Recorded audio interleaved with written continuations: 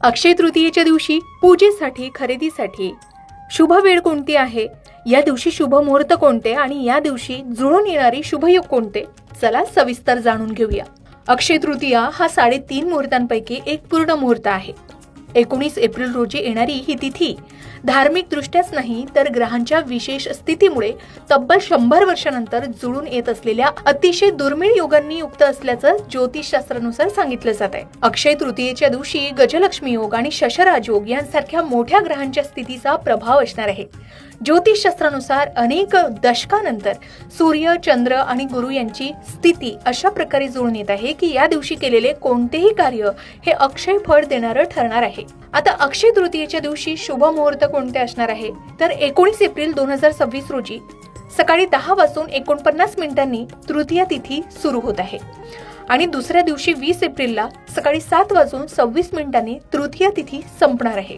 पूजेचा सर्वोत्तम मुहूर्त हा 19 एप्रिल रोजी सकाळी 10:49 पासून ते दुपारी 1:30 पर्यंत अत्यंत शुभ ठरू शकतो. आता 19 एप्रिल रोजी रविवार आहे आणि याच दिवशी अक्षय तृतीया आली आहे. या दिवशी पूजेसाठी आणि नवीन वस्तूंच्या खरेदीसाठी खूप चांगले योग जुळून येत आहे. जसे घरात सुख समृद्धीसाठी, लक्ष्मीनारायणाची पूजा करण्यासाठी सकाळी 10:30 नंतरची वेळ खूप शुभ मानली जाते. ही वेळ म्हणजे 10:49 पासून ते दुपारी 12:20 पर्यंत तब्बल 1 तास 32 मिनिटाचा वेळ तुम्हाला पूजेसाठी मिळणार आहे.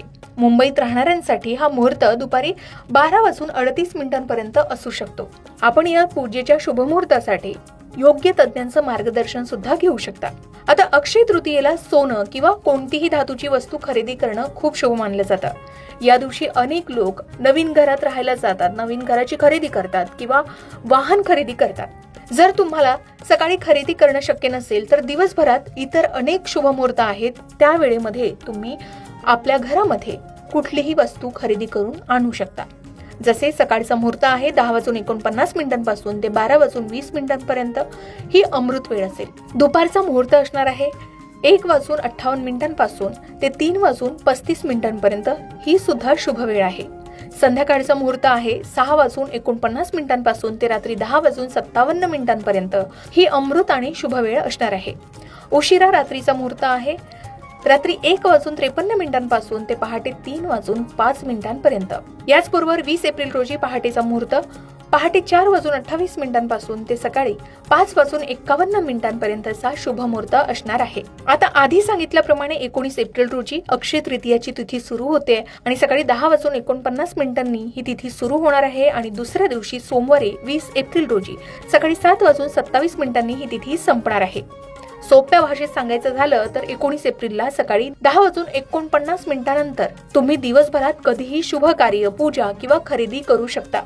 विशेषतः सकाळी 10:49 पासून ते दुपारी 12:20 पर्यंत ही वेळ सर्वात जास्त फलदायी ठरू शकते. आता अक्षय तृतीयेचा दिवस हा 3.5 मुहूर्तांपैकी एक मानला जातो. या दिवशी कपडे, सोने चांदीचे दागिने, वाहन, घर, मालमत्ता इत्यादी खरेदी करणं हे शुभ मानलं जात असलं तरी या दिवशी धार्मिक कार्यासोबतच दान केल्यानंही शुभ फळ मिळतं, तसेच संपत्तीत वाढ होते असं म्हटलं जातं.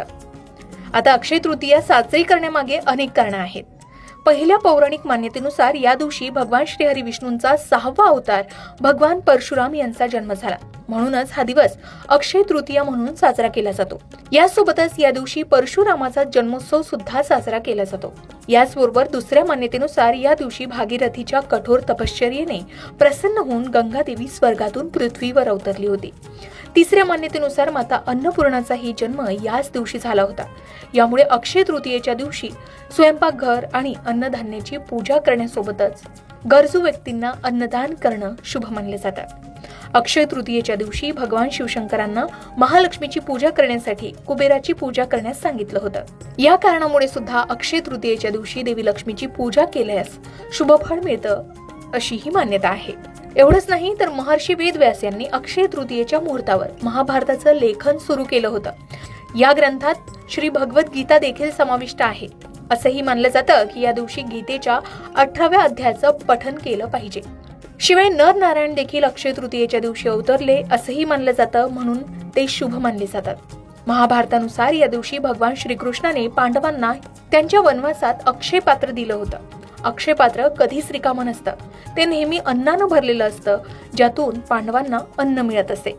अशी ही अक्षय संपन्नता आपल्याही आयुष्यात यावी आणि आपल्याला अपेक्षित असलेला आनंद अक्षयपटीने टिकून राहावा, यासाठी अक्षय तृतीया लक्ष्मी पूजा करून साजरी केली जाते. तर अक्षय तृतीयेच्या दिवशी शुभ मुहूर्त कोणते आहेत, या दिवशी कोणते योगायोग जोडून येत आहेत आणि पूजेची, वाहन खरेदीची, सोनं चांदी खरेदीची योग्य वेळ कोणती, हे आपण या व्हिडिओमधून जाणून घेतलंय. योग्य वेळी योग्य कृती केली तर यश आणि समृद्धी तुमच्याकडे आपोआप येऊ शकेल. म्हणून ही तिथी नक्की लक्षात ठेवा. योग्य वाटल्यास तज्ञांचा सल्लाही घ्या आणि या शुभ दिवसाचा पूर्ण फायदा घेऊन आपल्या सणाचा आनंद